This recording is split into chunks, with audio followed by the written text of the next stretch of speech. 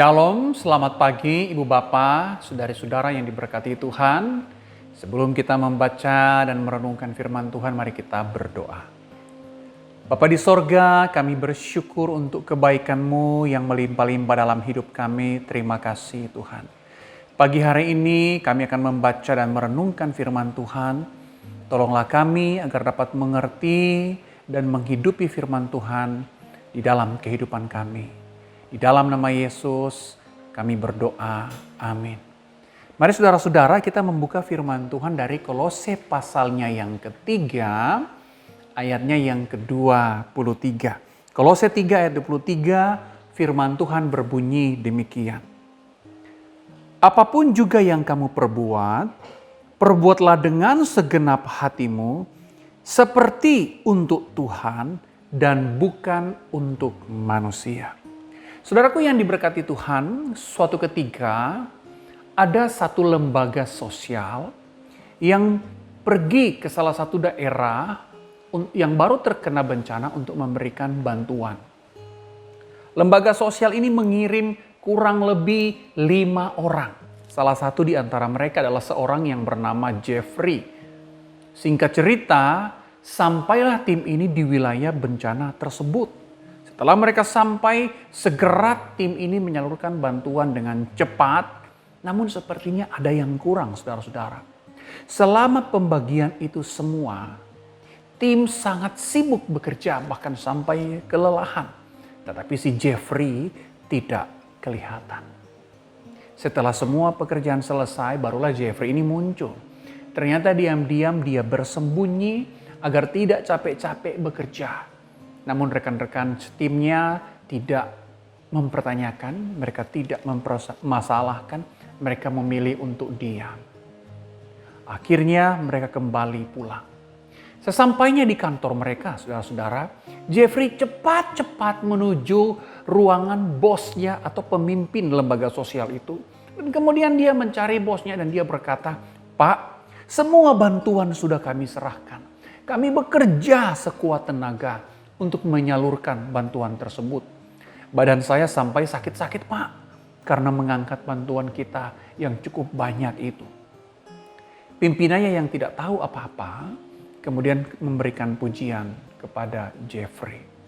Nah, saudaraku yang diberkati Tuhan, perilaku Jeffrey adalah perilaku yang menggelikkan sekaligus memprihatinkan.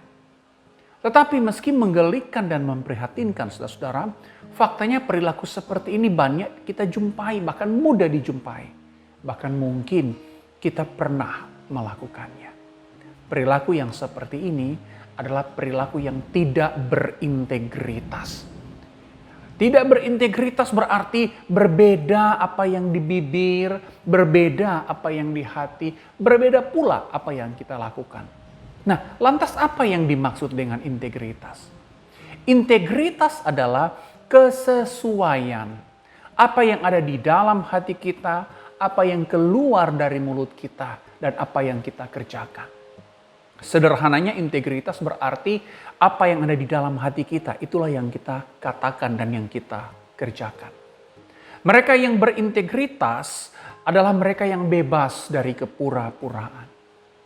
Mereka tidak pura-pura baik padahal hati mereka jahat. Mereka tidak berpura-pura rohani padahal mereka jarang berdoa dan jarang baca firman. Integritas tidak mengizinkan kita untuk memberikan senyum yang palsu kepada orang-orang yang diam-diam kita benci dan tidak kita sukai. Integritas tidak mengizinkan kita berpura-pura rajin padahal kita pemalas.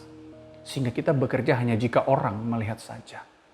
Integritas bahkan tidak mengizinkan kita hanya memiliki banyak teori saja, tetapi tidak menghidupi teori tersebut. Kekristenan, saudara-saudara, memberikan tempat yang sangat spesial bagi integritas. Di dalam kekristenan, integritas berarti apa yang kita imani, itulah yang kita hidupi. Dengan kata lain, iman kepada Allah akan mendorong kita untuk mengerjakan segala sesuatu dengan kesadaran penuh bahwa pertanggungjawaban kita adalah kepada Tuhan. Tidak sedikit orang yang mengaku Kristen dan yang memalsukan tutur ataupun perbuatannya hanya untuk menarik puji-pujian dari orang lain. Ini bukan integritas. ini pemalsuan. Dan kekristenan tidak memberikan ruang bagi pemalsuan. Bicara tentang integritas, tidak ada pilihan lain selain menghidupinya. Karena jika kita tidak berintegritas, maka sebenarnya hidup kita tidak lebih dari sebuah sandiwara. Hanya ada dua pilihan, saudara-saudara. Hidup berintegritas atau tidak sama sekali. Tidak ada wilayah abu-abu atau kompromi. Integritas Kristen yang sehat akan menciptakan hati yang bersih, tutur yang terpuji, dan perilaku yang murni. Sehingga apapun yang kita lakukan di dalam kehidupan kita setiap hari, kita melakukannya dengan iman yang tertuju kepada Allah dan dengan penuh harap agar hidup yang kita jalani adalah hidup yang memuliakan Tuhan.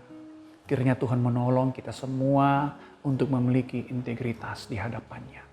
Amin. Mari kita berdoa. Tuhan, kami menyadari kehidupan kami, sering kami hidup tidak berintegritas. Ampuni dan kasihani kami Tuhan. Hari ini, di pagi yang indah ini, kami mau berkomitmen lagi hidup berintegritas. Menghidupi iman yang ada di dalam hati kami, yang terpancar keluar melalui perkataan dan perbuatan kami. Tolonglah kami ya Tuhan, peliharalah kami. Di dalam nama Yesus kami berdoa. Amin. Selamat menjalani hari ini Ibu Bapak, Saudara-saudara. Kiranya Tuhan menolong kita untuk hidup berintegritas. Amin.